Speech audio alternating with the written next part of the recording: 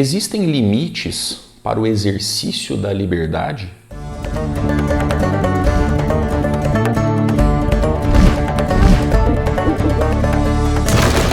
Caríssimos peripatéticos, sejam mais uma vez muito bem-vindos ao canal Missionário, o canal mais catilogente aqui do YouTube. E eu, professor Renan, trago hoje um tema polêmico: liberdade de expressão.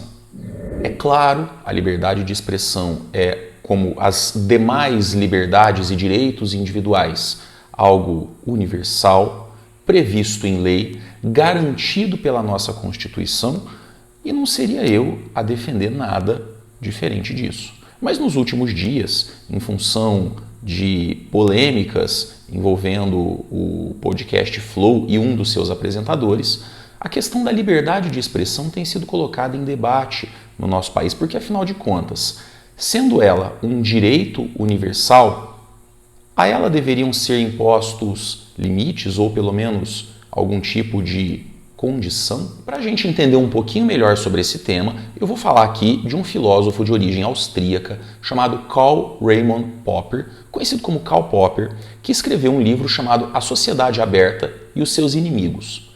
Popper nasceu na Áustria em 1902, porém em 1937 ele foi obrigado a fugir para a Austrália e posteriormente se instalou na Inglaterra.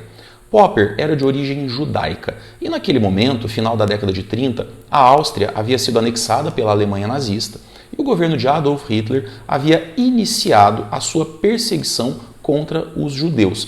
Perseguições essas que depois culminaram no Holocausto. A partir dessa experiência, então, Popper escreve o seu livro e nele ele apresenta a seguinte questão: uma sociedade deve ser incondicionalmente e ilimitadamente tolerante? A resposta dada por Popper nessa pergunta é não. Porque, segundo ele, quando uma sociedade torna absolutamente tolerante a ponto de tolerar grupos que têm a intolerância como prática e como discurso, ela corre o risco de condenar a própria tolerância, a própria liberdade. Ele inclusive cita o exemplo de Hitler, que foi eleito democraticamente por uma sociedade que tolerou o seu discurso xenófobo, o seu discurso autoritário, esperando que poderia mantê-lo sob controle.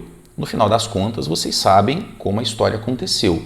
Hitler aniquilou a democracia alemã, implantou um regime de terror que provocou a morte de milhões de pessoas, não só nos campos de concentração, mas também de maneira direta ou indireta, devido à Segunda Guerra Mundial. Através desse exemplo, Popper demonstra que uma sociedade que ama a liberdade, que respeita os direitos individuais e que pretende preservar o Estado democrático deve estar preparada para ser intolerante contra aqueles que criticam, questionam e enfrentam a própria democracia. Ou seja, para que uma sociedade proteja e preserve a liberdade, ela deve ser intolerante para com a intolerância.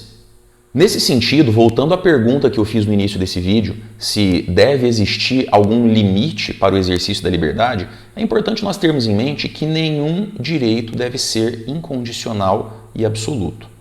Todos os direitos devem estar sujeitos a condicionantes, a regras, como, por exemplo, o respeito pela dignidade humana, o direito ao outro de também se expressar, o respeito pela vida, o respeito pela individualidade, pela propriedade, porque senão esse direito perde o seu status e torna-se um privilégio.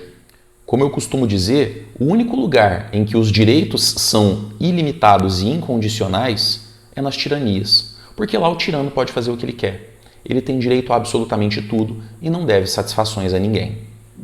Se você gostou desse vídeo, se achou ele esclarecedor a respeito do tema que eu abordei aqui, curta, compartilhe com seus amigos, se inscreva no meu canal caso não tenha se inscrito ainda e me ajude a divulgar minha missão que está só começando.